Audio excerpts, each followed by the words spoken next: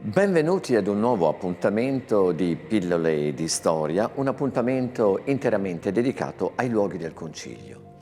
Il 13 dicembre del 1545, terza domenica di Avvento, Trento si affaccia sulla scena mondiale.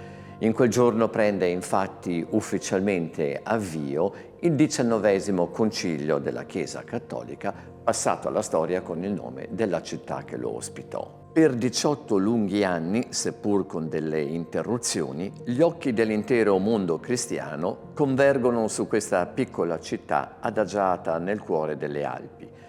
Il Concilio Tridentino ha innegabilmente rappresentato un evento di portata epocale che ha investito e influenzato non soltanto gli aspetti religiosi, ma anche quelli culturali, sociali ed artistici di tutto l'Occidente. Ed è proprio da qui, dalla chiesa della Santissima Trinità, che prende avvio la solenne processione inaugurale del Concilio diretta in cattedrale. La chiesa, edificata 20 anni prima e successivamente modificata in età barocca, come si può vedere, si trovava al tempo accanto a Palazzo a Prato, una delle dimore nobiliari più prestigiose ed eleganti della città, dove non a caso alloggiavano i legati papali. Il palazzo oggi non esiste più, in quanto nell'Ottocento è stato distrutto da un incendio ed ora in suo luogo si trova il Palazzo delle Poste, un edificio in stile razionalista degli anni 30. Sotto la loggetta del palazzo è visibile una interpretazione pittorica in chiave moderna di Luigi Bonazza della cerimonia di avvio dei lavori conciliari. Poco più avanti, sempre nella medesima via, svetta la medievale torre arcidiaconale, meglio nota come Torre del Massarelli. Angelo Massarelli, vescovo marchigiano, è noto per essere stato il segretario per tutta la durata del Concilio di Trento.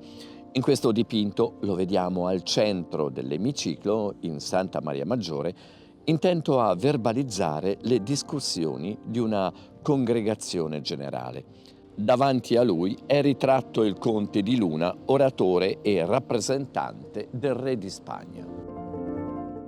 Egli aveva trovato alloggio nel nuovo palazzo Roccabruna, dove ancora oggi al primo piano sopravvive il grande salone a lui dedicato.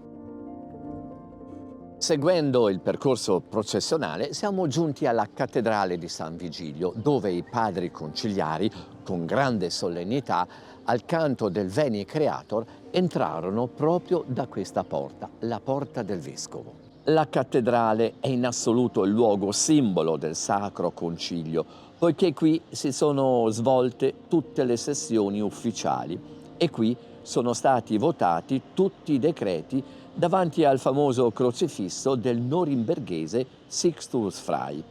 Questa commovente scultura, da sempre fonte di grande devozione per i trentini, per il suo significato storico, alla fine del Seicento ha trovato una sua specifica collocazione nella cappella barocca fatta costruire dal principe vescovo Alberti Poia.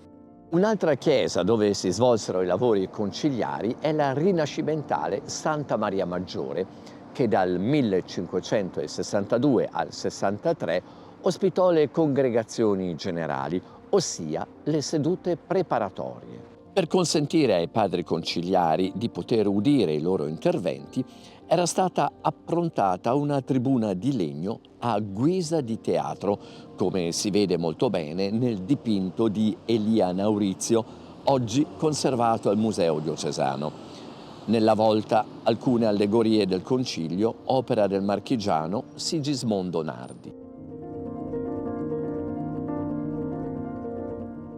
Poco distante da Santa Maria Maggiore, in via Belenzani, quella che un tempo era la contrada larga, troviamo il cinquecentesco Palazzo Geremia, la cui facciata è completamente affrescata. Nell'ultima fase del concilio, qui dimorò il cardinale legato Ludovico Simonetta, nobile milanese, vescovo di Pesaro.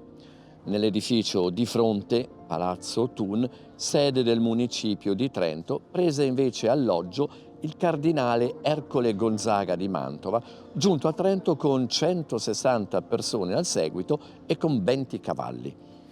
Alla sua morte, avvenuta nell'inverno del 1563, vi subentrò il legato cardinale Morone. Dalle cronache del tempo risulta che i due palazzi, per ragioni pratiche ma anche di sicurezza, erano collegati fra loro da un ballatoio di legno. Per concludere con i luoghi simbolo del Concilio Tridentino, non si può fare a meno di citare il Castello del Buon Consiglio. Pur non avendo alcun coinvolgimento diretto con i lavori conciliari, fu luogo di feste, ricevimenti e celebrazioni.